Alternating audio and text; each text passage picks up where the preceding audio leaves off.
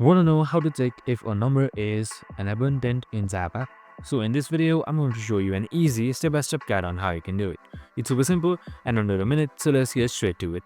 Now, first things first, simply open up your any compiler or your program is compiler that I have right now in this video. So right here, what we have done is we just simply check if a number is abundant. An abundant number is simply one where the sum of its proper divisors is greater than the number itself. In the code, we take a number, loop through all numbers less than it and sum up the divisors. And then we compare the sum to the original number. If the sum is greater, it's abundant, otherwise it's not.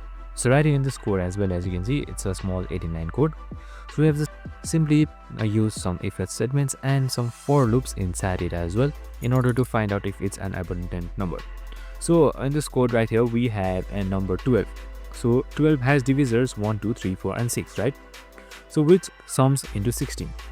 Since 16 is greater than 12, it's an abundant number. And that's it. I'm just going to show you by running this code, and there you go.